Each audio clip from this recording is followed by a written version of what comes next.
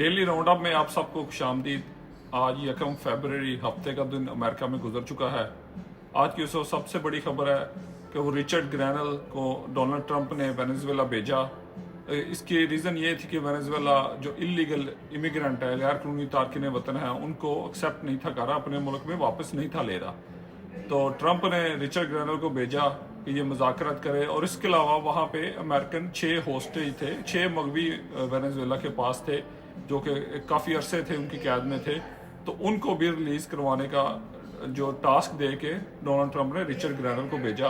तो रिचर्ड ग्रैनल वहाँ जाके मुज़ाकरात किए, मुज़ाकरात करके 6 मगवी भी रहा किए और साथ उनको इस बात पे भी मना लिया कि वो गैर कानूनी तारकिन वतन को अपने मुल्क में वापस लें। इसका थोड़ा बैकग्राउंड आपको बताऊं। यहाँ पे खबरें तो ऐसे ही बताते हैं कि जैसे रिचर्ड ग्रैनल ने वेनेजुएला को फतह कर लिया है, लेकिन जो प्रेसिडेंट निकोलस मडूरो जो यहाँ वेनेजुएला के सदर हैं, वो काफ़ी अरसा से हुकूमत में है। और पहली बात है कि अमेरिका उसकी हुकूमत को लीगल हुकूमत एक समझते ही नहीं है। वो समझते हैं कि ये एक गैर कानूनी तरीके से, मतलब कि धांधली करके इसने हुकूमत बनाई है। हमेशा से उसके ऊपर पाबंदियां ही लगाई हैं वेनेजुएला के ऊपर। तो इसका आपको बैकग्राउंड ये समझाऊं कि ऐसे ही समझें कि जैसे पाकिस्तान में कोई 2 बच्चे किसी बाइक पे जा रहे हो तो पुलिस वाले उनको रोक लें। तो जो गांव में जिसके वो बच्चे होते हैं वो खुद तो पुलिस वालों का एसएचओ को वाकिफ नहीं होता, लेकिन वो किसी गांव के चौधरी को भी जाके बात करता है कि चौधरी साहब ये मेरे बच्चे 2 मोटरसाइकिल ये पकड़े गए हैं, मोटरसाइकिल चलाते, इनके पास कागजात नहीं थे या कम उम्र की वजह से पकड़े गए हैं, तो आप जाके इनको पुलिस से छुड़वा के लाएं। तो वो चौधरी खुद जाए या चौधरी अपना किसी खास बंदे को भेजे, तो जाके वहाँ जाके एसएचओ से बात करके वो छुड़वा लाए। तो चौधरी ने तो उसके जो नुमाइंदा है उसने आके गांव में यही बताना है कि मैं जाके मैंने एसएचओ को ये कर दिया, मैंने पुलिस वालों को ये कह दिया, मैंने तो वहाँ पे ये किया, आपके बंदे तो मैं ऐसे लेके आया। उनकी जुर्रत क्या थी कि वो आपके बंदे वहाँ पर रखते। लेकिन चौधरी और चौधरी का जो खास नुमाइंदा है वो ये नहीं बताएंगे कि वहाँ जाके एसएचओ ने उनके साथ कैसा बर्ताव किया। वो कमरे के अंदर की स्टोरी नहीं बताएंगे, वो यही बताएंगे कि हम वहाँ से ये आपके बंदे ले आए जी, हमने ये बड़ा कारनामा किया। यही यहाँ पे अमेरिका में हुआ है। रिचर्ड ग्रैनल वहाँ से ले तो आया है, लेकिन जो वहाँ मुज़ाकरात हुए हैं, जो वहाँ पे डील हुई है, वो उसका कभी नहीं बताएंगे। यही बताएंगे कि हमने वहाँ उनको इस बात पे भी एक्सेप्ट मना लिया कि वो अपने गैर कानूनी तारकिन वतन भी वापस लेंगे और हमने अपने मगवी भी ले आए, लेकिन ये दूसरी बात कभी नहीं बताएंगे। इसके बरक्स वेनेजुएला के प्रेसिडेंट ने बयान दिया है कि ये एक पहला स्टेप था, ये हम अच्छे तल्लुकात की तरफ हमारा पहला स्टेप है और हम मजीद आगे तवक्को रखते हैं कि इसको मजीद आगे लेके जाएंगे।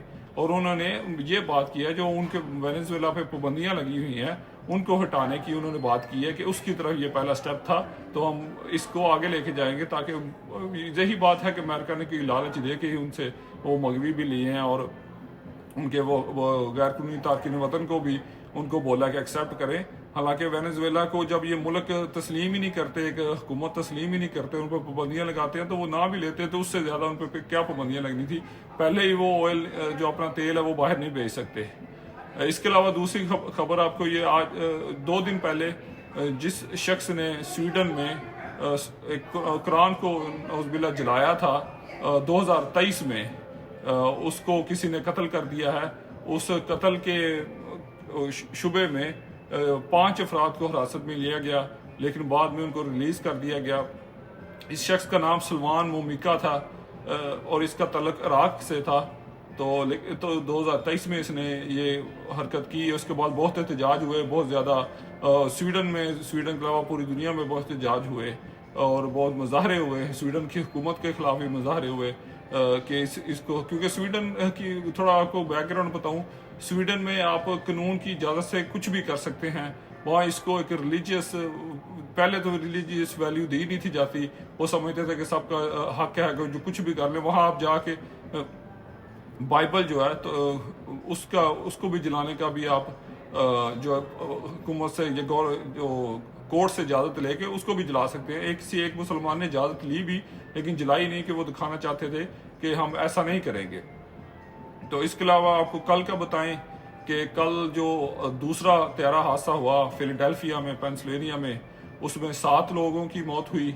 6 लोग जो जहाज़ में सवार थे, एक जो कहीं गाड़ी रास्ते में कहीं गाड़ी थी जा रही اس کے اوپر جب جہاز گرا تو ایک اس میں وہ اس کی ہلاکت ہو گئی. تو یہ جو 6 ہلاک ہوئے ہیں یہ میکسیکو سے ان کا تعلق تھا جو جہاز میں جا رہے تھے. ایک ایئر ایمبولینس تھی, ایک بچہ تھا وہ یہاں فیلاڈیلفیا پینسلوینیا میں کسی ہاسپٹل میں زیر علاج تھا. وہ اپنی والدہ کے ساتھ واپس میکسیکو جا رہے تھے علاج مکمل کرنے کے بعد. تو باقی کوئی 2 پیرامیڈیکل کے سٹاف تھے, کوئی 2 جو جہاز کو عملہ تھا وہ تھے 2 افراد. تو یہ 6 لوگ واپس جا رہے تھے. تو ان کو ابھی جو فلائٹ ابھی 1 منٹ کے اندر جب جہاز زمین سے اڑنے سے 1 منٹ کے اندر ہی اس کا حادثے کا شکار ہو گیا. ایئرپورٹ بالکل قریب ہی تھا. تو اس طرح 7 لوگوں کی وہاں موت ہوئی ہیں. اس کے علاوہ ڈونلڈ ٹرمپ نے پابندیوں کا جو اعلان کیا چائنا پہ, کینیڈا اور میکسیکو پہ, 25% کینیڈا اور 25% میکسیکو اور 10% چائنا پہ. تو انہوں نے بھی چائنا آج بھی جو کینیڈین پرائم منسٹر ہے اس نے بات کی ہے میکسیکو کے پریزیڈنٹ سے, اور چائنا سے بھی وہ کنٹیکٹ ہے. وہ مل کے اب واپس امریکہ پہ پابندیاں لگانے کا پلان کر رہے ہیں, اور وہ لگائیں گے بھی کیونکہ وہ کبھی نہیں رکیں گے. جو یہ کریں گے وہ بھی کریں گے. اس کے علاوہ ڈونلڈ ٹرمپ نے بولا ہے جب اس خبر ہوئی کہ وہ پابندیاں لگانے کی طرف جا رہے ہیں تو ڈونلڈ ٹرمپ نے بولا کہ ہم مزید پابندیاں لگا دیں گے. مزید یہ جو پابندیوں کی جنگ ہے, یہ جو سینکشنز ہیں, جو ٹیرف کی وار ہے, یہ ٹیکس کی جنگ ہے, یہ اب مزید بڑھے گی. اس کا نقصان غریب آدمی کو ہوگا. جو بلینئر ہیں وہ مزید, جو ارب پتی ہیں وہ امیر ہوں گے, اور جو غریب ہے وہ مزید اس کو فیل کرے گا. اس کے اثر سے اس پہ بہت برا اثر پڑے گا اس پہ. تو اس کے علاوہ ڈونلڈ ٹرمپ نے آج حکم دیا کہ صومالیہ میں ISIS کے جو ٹھکانے ہیں ان پہ ایئر سٹرائک کیے جائیں, ان پہ ہوائی جہاز سے جو ہے بم گرائے جائیں.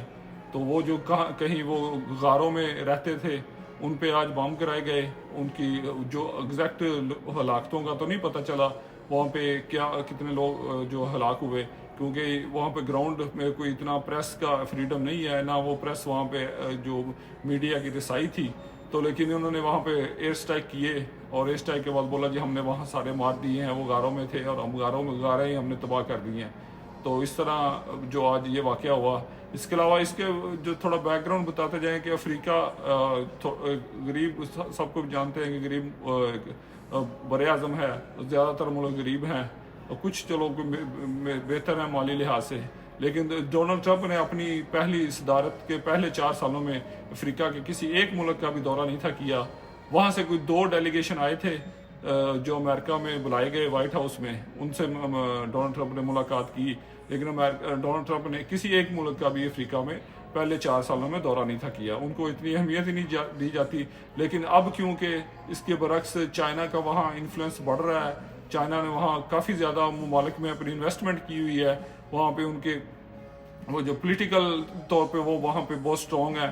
اس لیے اب ڈونلڈ ٹرمپ کو اس بات کی بھی فکر ہے کہ چائنا کا وہاں انفلوئنس بڑھ رہا ہے تو ہمیں کسی نہ کسی طرح اسے روکنا ہے. پہلے کبھی ایسے حملے نہیں تھے ہوئے, کافی عرصہ پہلے ہوئے تھے, اس کے بعد یہ ڈونلڈ ٹرمپ کے پچھلے دور میں نہیں ہوئے, لیکن اب یہ دوبارہ شروع ہو گئے ہیں. تو آج کے لیے اتنا ہی, باقی کل آپ کے ساتھ پھر زیادہ ہوں گے. Thank you.